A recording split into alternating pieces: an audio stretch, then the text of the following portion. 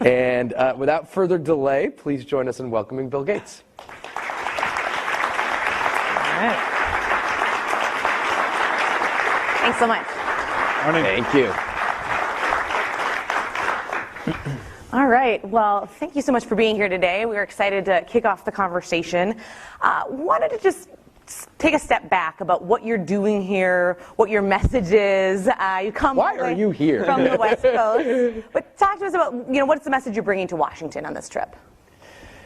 Well, my full-time work is at the Gates Foundation, and we have two big things we focus on. One is U.S. education, and the other is global health.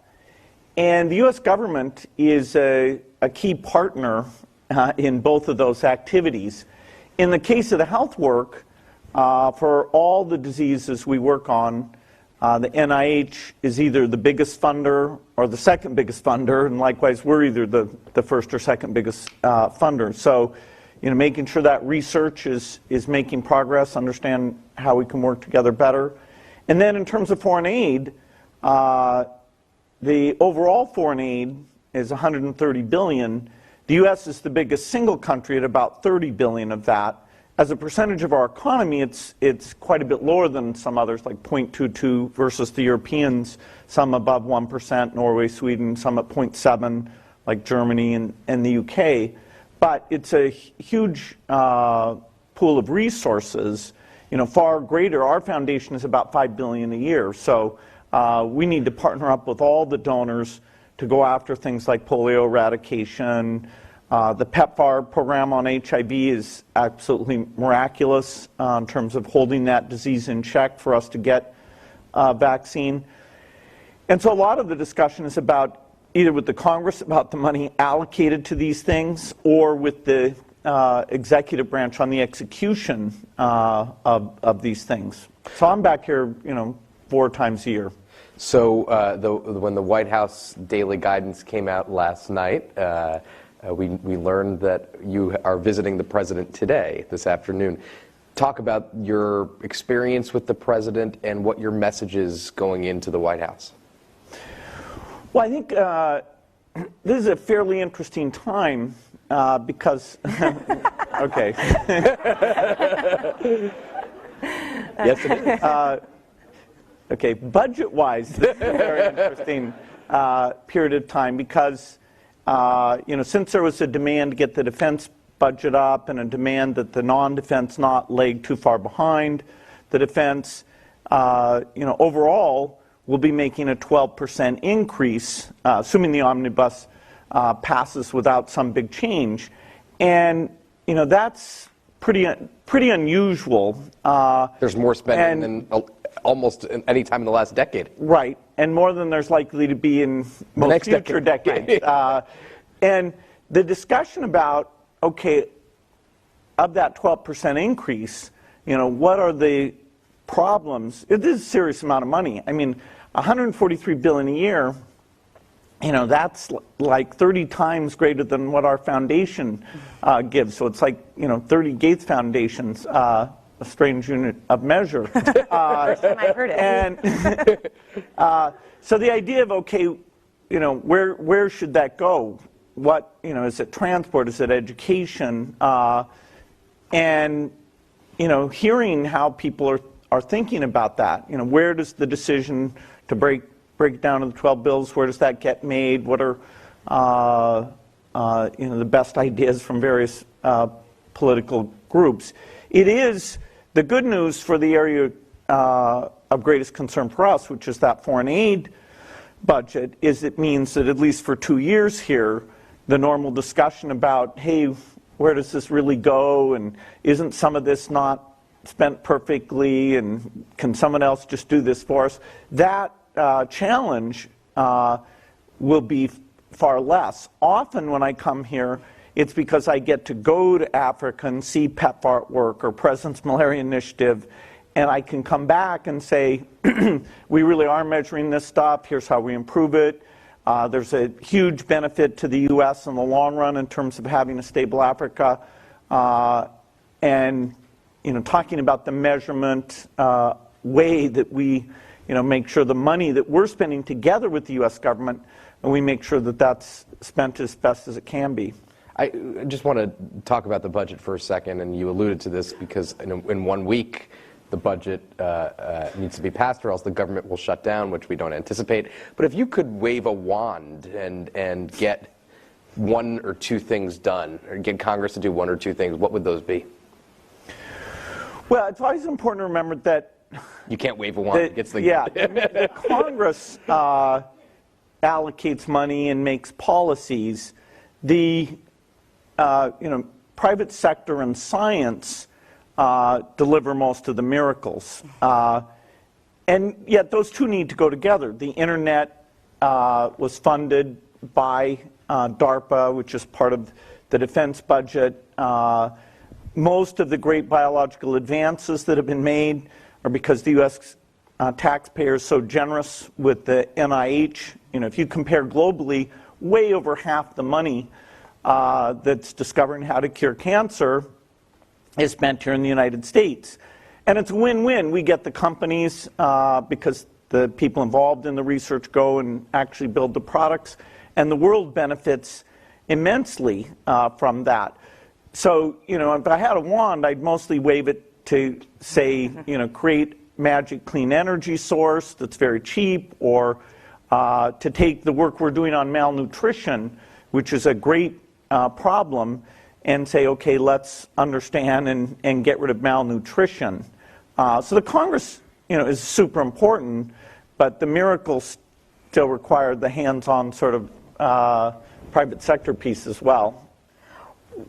When you think about your meeting with the president, what is the best case scenario coming out of it? Like, what would be the A+ meeting that you say, all right, I did this, I'm going to go on to travel to Africa? I have two clear messages. One is about foreign aid, where we're partnered with the government to help articulate why, even if you just look at the benefit to America of stability, disease being less likely to come here, that this is very beneficial. That having those strong relationships, maintaining that commitment, continuing to tune it, that there's great things that are coming out of that. And that's been my primary message. Because of this budget increase, a second message for me will be that there's an opportunity to take on some tough unsolved problems. One that I would highlight is that the preparedness we have for a pandemic, either a naturally caused pandemic or a bioterrorism intentionally caused pandemic, we don't have the tools, the preparedness, the capacity to deal with that. And yet the science is at a point where for a fairly small portion of that increase, say a few percent a year, you could do something quite miraculous in terms of health security. And there's a specific way.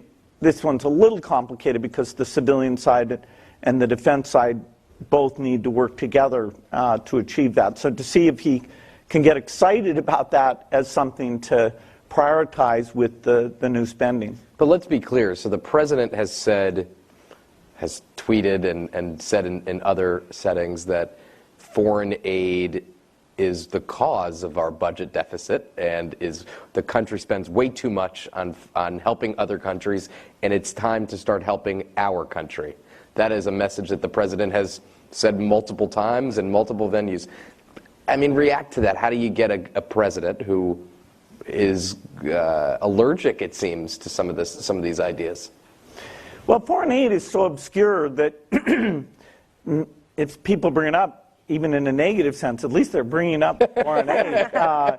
And then we have a chance to explain to people that it's less than 1% of the U.S. budget, and make sure, often when you hear that word, you don't connect with saving lives with HIV medicine. Under President Bush, in a very bipartisan way, this PEPFAR program, which if you add the malaria piece to it, is about $8 billion a year. So a very big part of the $30 billion is that specific disease work. if you explain that to them and say, should we continue to save those lives so that that disease doesn't get out of control and until we get a vaccine, which then will enable us to end the HIV epidemic. We'll still have a lot of people who need lifelong treatment. When you say that, people respond very positively. And so, if people could go on trips with me and see these things. They could. You could invite them. Well, not all 330 million. My bags are packed. There's a lot more voters than seats on my plane.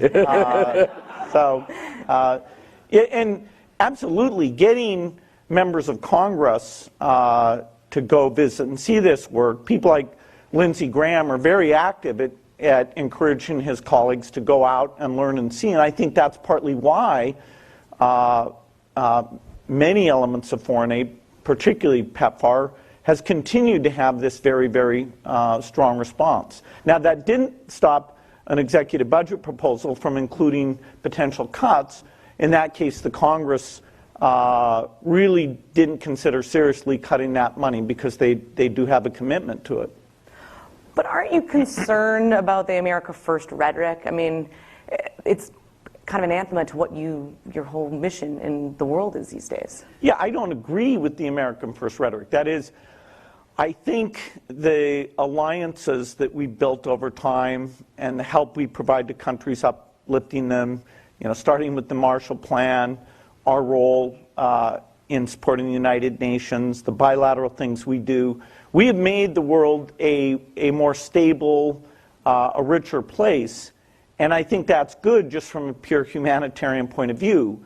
I do think that foreign aid, because our foreign aid budget is so small, that we pick things that are so effective that even if your lens is, hey, does this benefit Americans? Americans don't want to have pandemics, and Americans don't want to have to send soldiers off to create stability in Africa. And look at our ratio. We spend over $600 billion a year on defense and $30 billion a year on the foreign aid budget. That's a 20-to-1 ratio. For a European country, the ratio is actually pretty close, like 2 or 3-to-1. So, we're very much a hard power country. President Bush, when he did PEPFAR and thinking, okay, we're going to exercise hard power, wanted to make sure that the soft power piece was made stronger as well, and that's why he picked PEPFAR. General Mattis, has said that the foreign aid budget helps, and if you cut it, you got to give him more money for weapons. And so, I'm a huge believer that framework does not say that we should cut the money. Do you, when Donald Trump ran for the presidency, he talked about being a businessman, and that's why he was elected. Do you, in your experience running businesses and running a big business and creating a business, do you feel like you have a good sense of how he thinks? And has anybody that you met in your time in your career prepared you to deal with somebody like him? Well, in business, you meet a lot of different kinds of people, and you have to be good at adapting to different styles of working. I wasn't in the New York real estate business or the New Jersey casino business, and obviously I missed a whole different approach. But you find things in common that you believe in, and I think President Trump would like to take some of this new money and have something that's new, and makes a big difference, that he's personally exercising leadership against that. And so I think everyone should be creative about, okay, what can be taken to him that would fit that, serve the country's interests, and really resonate, particularly if it's something where presidential leadership would be important to make it happen. One of the questions we like to kind of take a step back is people are very fascinated by you. We had more interest in this event than I think we've had in almost any event that we've ever had. They're not here for us. No, I mean, we look good, but no. No, but seriously, take us a step back. What's your daily routine? Walk us through what it's a day in the life of Bill Gates. Well, the foundation shapes most of my time. I still spend about 10% of my time over at Microsoft. Actually had a board meeting on Monday and Tuesday. I get to help shape some of the strategies there. So I drive there maybe 2 or 3 days a month. I do some things outside the foundation in terms of the science investing I do. So a ton of work on clean energy. I have a nuclear fission company and a whole bunch of energy-related things, a big venture thing called Breakthrough Energy Ventures that's over $1 billion that people have pulled together to finance breakthroughs in clean energy. But most of my time is at the foundation. So we just had 2 weeks of strategy reviews where we go through all the things we're doing, what's going well, what's not going well. We do malaria, then HIV, then TB. We do the U.S. program that's got K through 12 and higher ed are the 2 key components there. I travel a lot. I need to go to Africa 3 or 4 times a year. Next week, I'll be in Chad and Nigeria the entire week. I spend a lot of time on Nigeria because it's a quarter of the population of sub-Saharan Africa, and it's a challenged country in terms of the governance, the health systems, and so I'll be over there. A lot of the trips are to other donor countries. The UK and Germany give more than half what the US does because of even though their population and economy are dramatically smaller. So talking to them about the joint work. Polio eradication is the single biggest project that I put time in on because we're in a very, very critical phase where we've got 3 countries, Nigeria, Afghanistan, and Pakistan, the only countries that have had wild polio virus in the last 3 years. And so if we execute well and have a little bit of luck, this will be the last year that any child gets paralyzed with polio ever. We asked...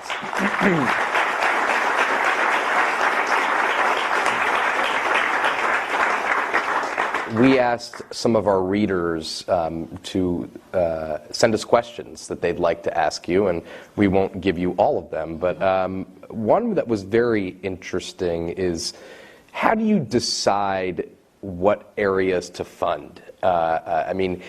This is from a reader who said, malaria, TB, and polio are 3 things that you've worked to eradicate.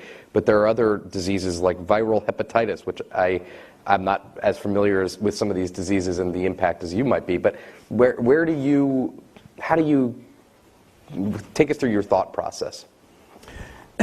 So Melinda and I picked the 2 areas we were going to work in just based on our values. And nobody can work in all areas, so U.S. education and global health.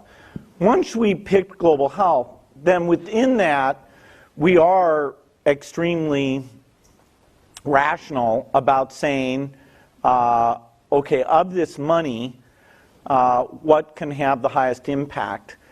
And we can save a life for less than $1,000 per life saved. So, it sets a bar. If somebody comes in and suggests, we should work on cancer because you can do something, well, the pharmaceutical companies with a R&D budget 20 times bigger than ours as a group are working hard on that. And the incremental benefit of any new advance there is more in the $400,000 per life saved regime.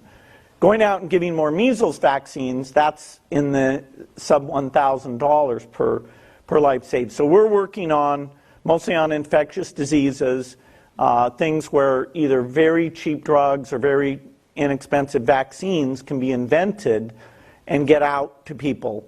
Our biggest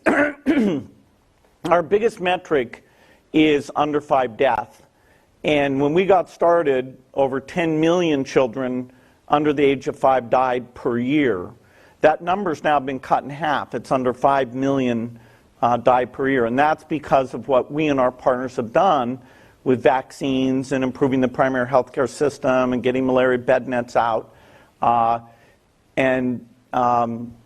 2030, we'll cut that in half again. So it'll go from 5 million a year to 2.5 million a year. So huge progress in a fairly dramatic way. And so diseases that are very rare, we won't work on. We've made so much progress on the big ones that we just funded Tom Frieden to go out and look at heart disease and high blood pressure in Africa. He's got a group that's doing that. You know, we're talking sickle cell was not a focus for us, but now that we're making progress on others, it might be if we can figure out the right treatment or new invention that can help out with that. It's about 2% of the deaths in Nigeria are specifically due to sickle cell. We fund a group called the International Health Metrics and Evaluation, IHME, at the University of Washington, where the understanding of what people die from, you know, really getting the numbers right is 100 times better today than when we got started. And we've even had to do things that are hard. You know, no autopsies are done of these poor children who die. We've created a thing called a minimally invasive autopsy, where we can take a few samples, gut, lung, and brain, and have it analyzed in labs we've created in Africa to really get a picture of, okay, what do we need to do to save these lives? We should kick it out to one of our reporters here, Anna. I don't know where they are sitting. Nahal Tusi, I think. She's one of our who covers the State Department for us. Hi, everybody. Thank you so much for being here today. My name is Nahal Tusi. I cover foreign policy for Politico. My question is this. You know, one of the reasons that the Trump administration gives in terms of wanting to cut foreign aid budgets substantially is that they feel like other countries are not doing their fair share. They call this burden sharing. They say that the U.S. gives more than it should, and that it's making other countries dependent on us. Now, I realize you mentioned that some countries have smaller populations but do give significant amounts. But my question is, isn't their argument a legitimate one to some degree? Isn't this the kind of shock therapy or a wake-up call that the rest of the world needs so that other countries will step up, give more, and also find ways to be less dependent on U.S. aid? Well, the figure of merit is what percentage of your GDP do you give as foreign aid? And so, you know, Norway's 1.1%, Sweden's 1%, the UK's 0.7%, Germany's 0.7%. We're 0.22%. You know, we are substantially less generous than those countries are. And if you like shock therapy, it is true if you withdraw PEPFAR, which was proposed to wind it down, not getting HIV drugs is a form of shock. You die. And those people will no longer need foreign aid because they'll be dead. So I don't totally get the logic of why that would be a smart thing to do. The story of foreign aid is that you allow countries to lift themselves up so they become self-sufficient. And when the U.S. started giving aid after World War II, you know, at first a lot of that aid went to redevelop Europe, some to develop Japan. By the time you get to the 1960s, you've got very much a bifurcated world where you have rich countries and poor countries and almost nothing in the middle. And partly because of aid, partly because of science and economic development, a miracle took place, which is that today most people live in middle-income countries. And those countries are not aid recipients. Brazil, Mexico, fairly soon India, China. The bulk of the 7 billion people live in those middle-income countries, which are not substantial sources of aid or substantial recipients of aid. But you do have still poor countries, the low-income countries, and those countries, in order to get stability, health, education right, so that they can have their own domestic tax collection, they need foreign aid. When you have malaria, when you have an HIV epidemic, there's no source of revenue that's going to let you go buy those HIV medicines or those malaria bed nets. And in particular, the research to create, say, a malaria vaccine, who should do that? The resources and the expertise are not in those poor countries. When we gave our first $30 million grant for a malaria vaccine, we became the biggest malaria vaccine funder. And so the market is not going to provide it. And yet, in terms of humanity, it's still killing. We've made a lot of progress. It still kills 500,000 kids a year. And if I told you, hey, there's 2 kids dying, and this audience could save those 2 kids, I think people would respond. It costs $14 per bed net, and so could we manage to come up with $28 and help those 2 kids? But those 2 kids would be dependent on us. I mean, think of it. That'd be awful. They wouldn't die of malaria. They would be dependent on us. So it's hard for me to understand the notion that helping people who are poorer than we are is a bad thing. It's kind of in the Bible. In terms of kind of finding partners, I wanted to ask you a question. I mean, when you were at Microsoft, you often were butting heads with the government here, and now so much of your time is spent wooing leaders, trying to get countries to give more money, kind of doing this diplomacy effort. Have you had to reshape your kind of framework of where government should be involved? No, government is a necessary thing for huge things, justice, military, and it is true Microsoft had this long DOJ lawsuit. I was driving by the district court where I'd go out onto the sidewalk and say, okay, that was a good day in court, even when it wasn't sometimes. And these days are probably a little bit more fulfilling than those days. No, I enjoyed that. I mean, the DOJ lawsuit was not the most positive thing, but I loved my time at Microsoft. Mm-hmm. And it is true, people treat governments, including the U.S. government, treat me nicer as a philanthropist than they did as a capitalist. But, that's understandable. You have to do capitalist before you become a philanthropist. It helps. Otherwise you're not going to be a particularly large philanthropist, and that affects the impact. So it is. You could say it's a tiny bit ironic, because when we started the foundation, I thought our primary role would be the invention of the new tools, and that is a little over half of what we do: the HIV vaccine, the TB vaccine, all those things. The idea that we would have to get involved in the delivery, go in and help improve the primary healthcare system, partner with the government of Ethiopia to look at, okay, where do you put your health clinics? How do you train those people? How do you measure their work? Which part of this should be digital? I didn't know that was going to be necessary. I thought if the right things were invented, that the demand was there and other people would make sure they got out there. But in fact, it turned out that wasn't realistic. There were actually some fairly good tools that had been invented.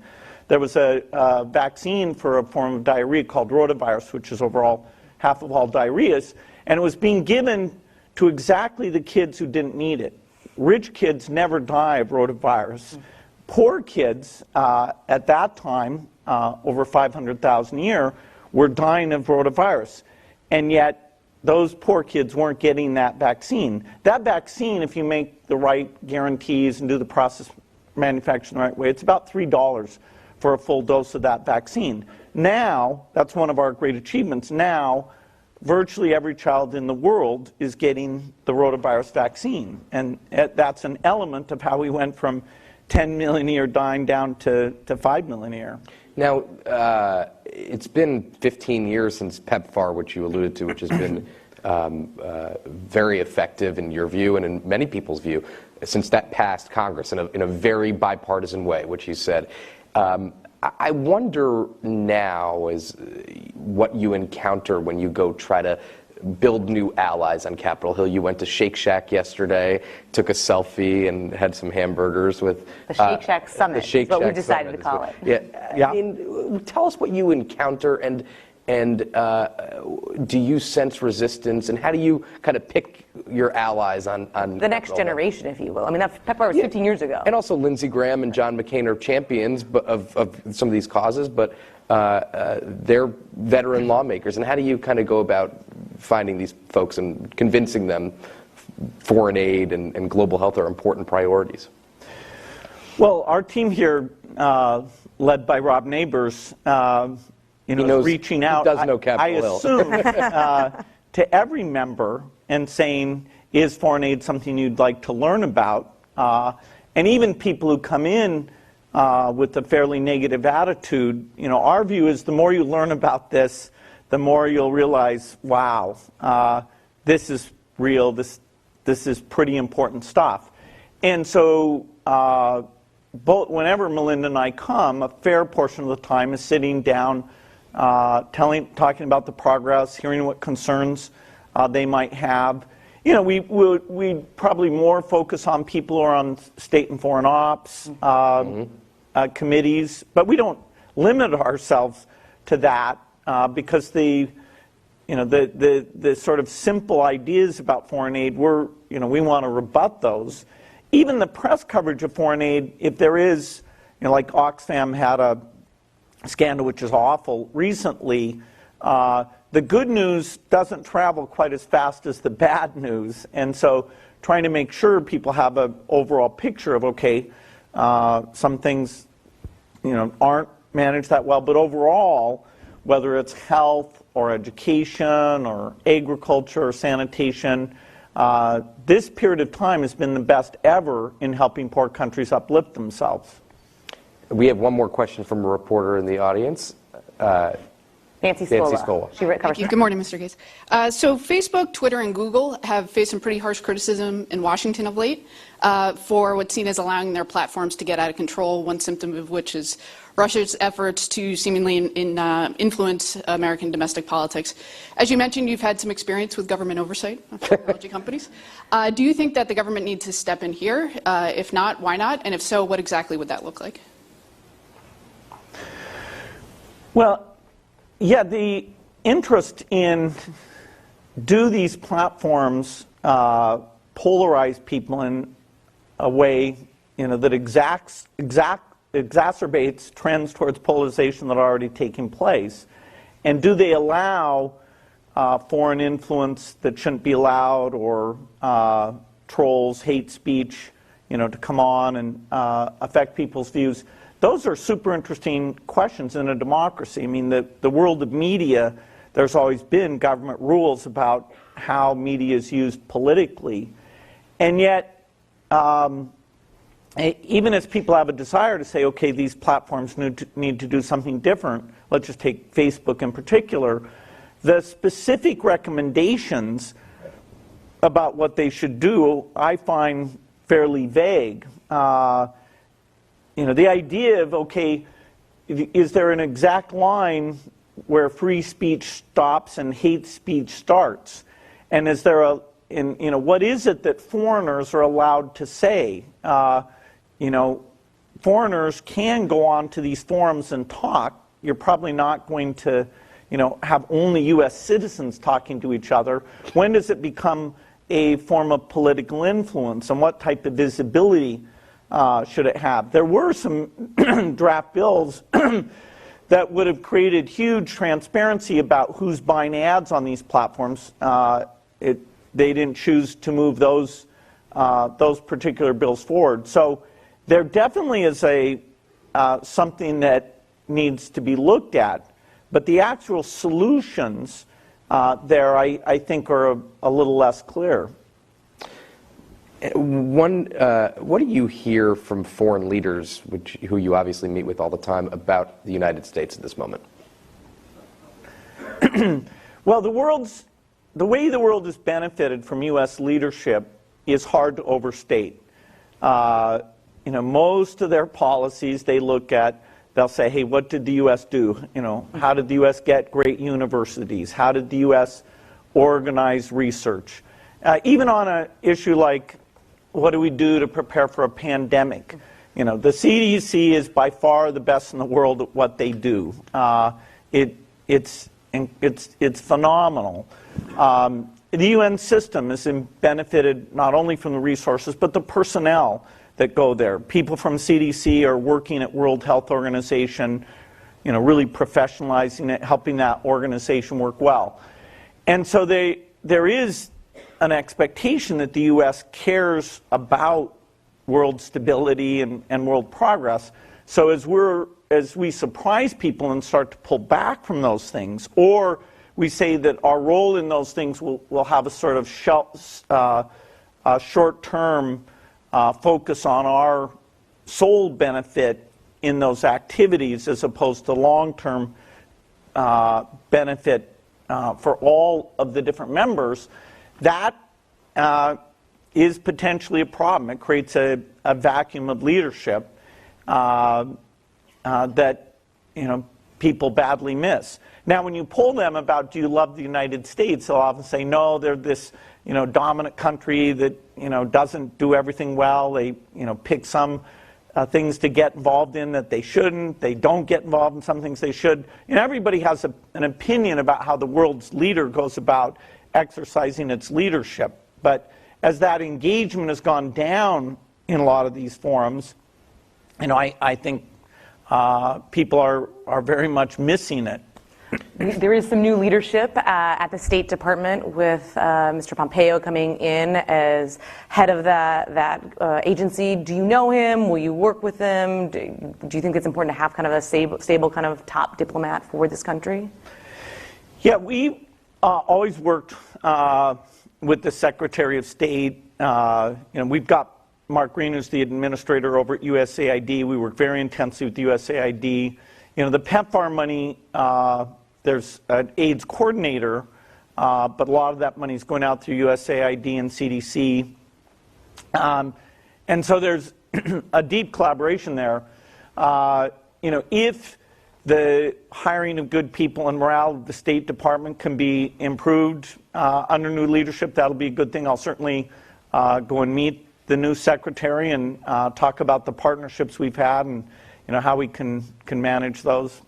One thing we haven't talked about is a new interest of yours, a new priority of yours, which is Alzheimer's.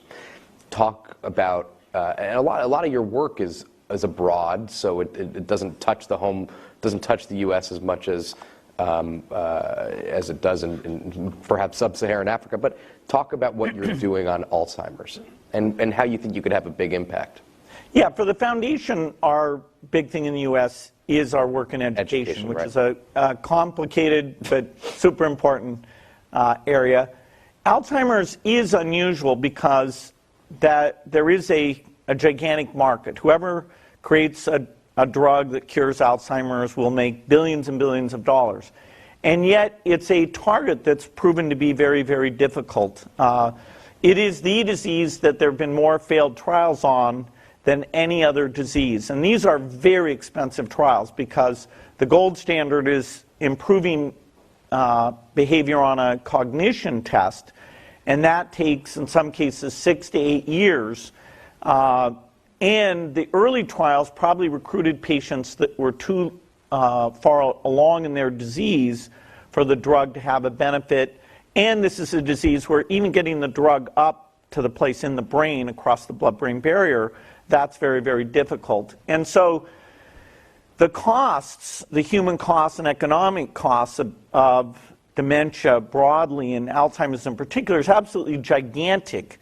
And a lot of that liability for long-term care will fall on the government. So you could say even though we're very generous compared to any other country, our investment in solving this problem at a research level hasn't been enough.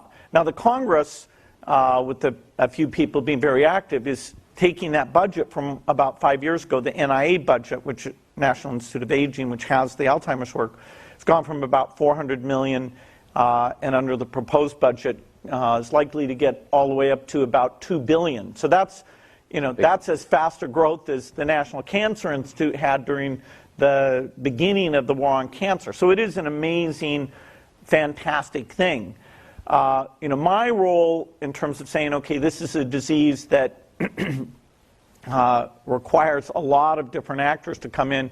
My role is on funding people for a biomarker, getting the data organized. There's a lot of international data, pharma data, U.S. government data that is not available to research in a form that they can learn about disease progression. And that's a thing we've done in the foundation with lots of how young children grow and when they falter. And so doing that type of database, goes back to sort of my Microsoft background of how you empower researchers. So there's a few things, including investing in early stage, high risk companies that have new approaches, because the mainstream approaches where you clear the plaques, the amyloids very directly, or the tau, those are the drug trials that, at least so far, have not worked out.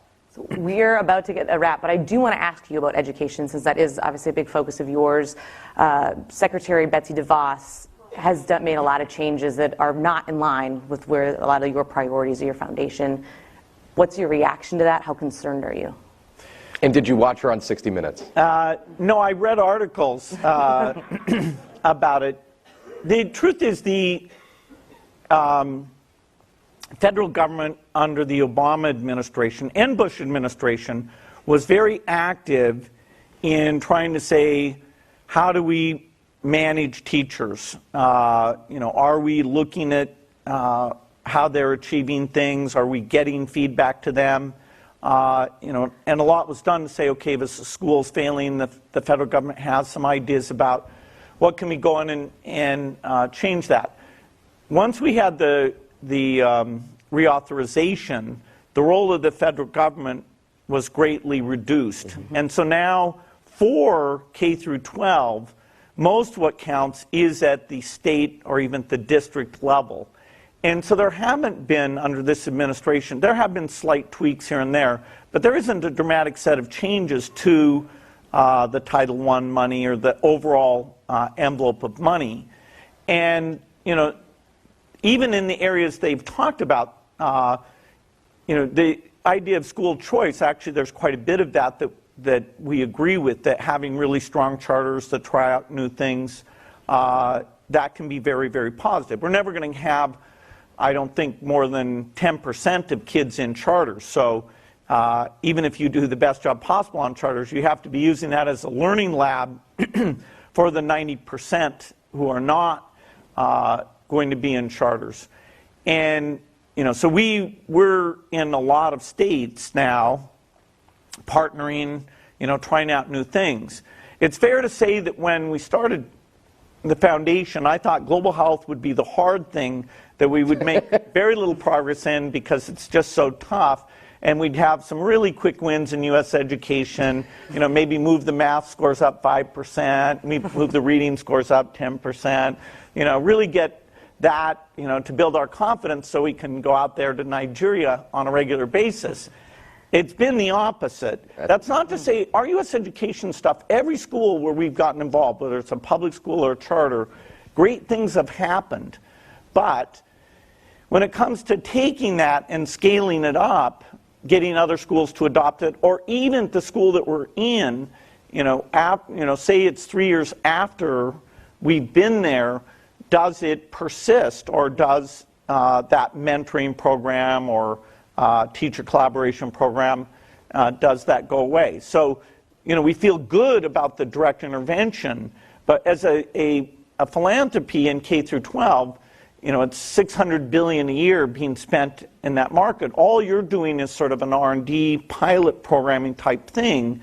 And so if you want to move the macro statistics, you have to figure out not only good ideas that work, but good ideas that get massive adoption. And there, the field, including ourselves, has not, had this huge success. The one thing we did that's the best is we got people really talking about the dropout rate in an honest way, which was you're entering 9th grade class to your graduating class. Up until then, people had just talked about the entering senior class to the exiting senior class, and most of the dropping out takes place in those first 3 years. So people have paid attention to that, and that dropout number has gone down some, but it's nothing like what we've achieved in global health. So we're just about out of time. It's been a fascinating conversation. So you do expect you can move President Trump off of his America First rhetoric? No, I'll take his framework and explain why things like health security and continued foreign aid, even in that narrow framework where you give no credit for saving lives in Africa, kind of pure humanitarian things, even without that, this is money well spent. Tell them we say hello. All right. Thank you so much for this great conversation. All right.